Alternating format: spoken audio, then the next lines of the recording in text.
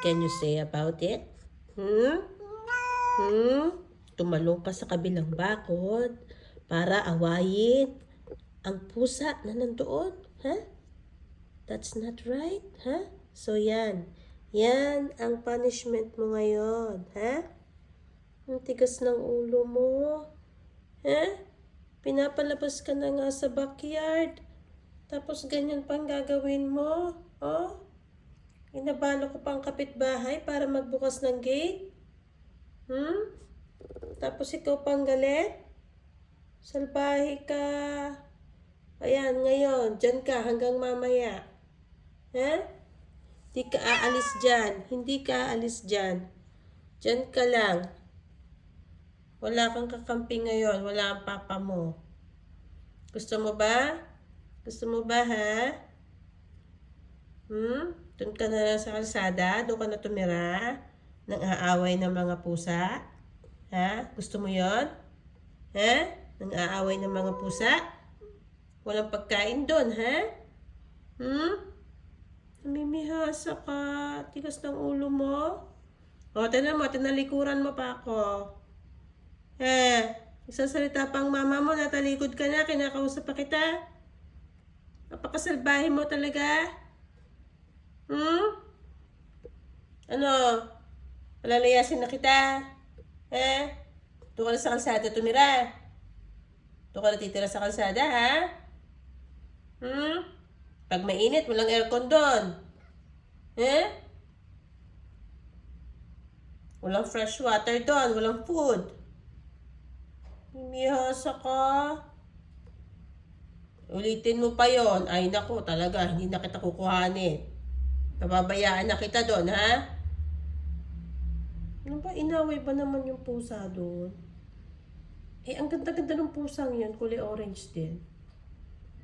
Inaway niya. Pagka, kasi pinalabas ko siya sa backyard. Siguro mga lampas 30 minutes na. Tapos nung papapasukin ko na, nakita ko, nanunuli na dun sa may bako. Tapos tinawag ko, sa halip na dun sa part namin bumaba, dun sa part ng kapitbahay bumaba. Tapos, tinawag ko si Enzo. Tapos mamaya narinig ko, may inaaway na siya doon. Buti na lang, meron doon kasi sa amin na high chair na luma doon sa may backyard. Di sinilip ko. Naku, nakipag-away na doon sa pusang maganda na kulay orange. Stray din yun eh. Yun yung pinapakain ng kapitbahay. Kasi nakita ko may ano doon eh, may mga pagkain doon sa likod eh. Pinapakain, tapos inaway niya. Tapos nung kumatok ako, kasi syempre sana yung pusang yung stray na maglulundag sa mga bakod, ito hindi naman sanay. So, nakaalis agad siya. Nung pumasok kami dun sa backyard nila, ito na lang yung natira, hinahanap niya yung pusa. Tapos galit na galit pa. Ano yun? Siya pa yung galit. Nakakairita siya. Kaya ngayon, ayan. Ayan, no? Yung para sa, ito yung ko sa mga pagong namin eh. Ito yung enclosure ko sa pagong para hindi nila mapakialaman. So, kinuha ko muna yan. Siya na muna ang kinulong ko. O yan. Ito, mukhang nakama na rin dito sa isang ito. Palibasa, ito yung laging kasama eh. Kaya, ito makulit na rin eh. Ayan, kita mo. Kita mo. Pero naku, ayan, kita mo. Tapos ayaw namang magpalambing. Ay, hindi. Diyan ka hanggang mamaya. Hanggang pagdating ng papa mo. Bahala ka ngayon. Ay, hindi. Diyan ka lang hanggang mamaya. Dapat talaga binibigyan ito ng collar.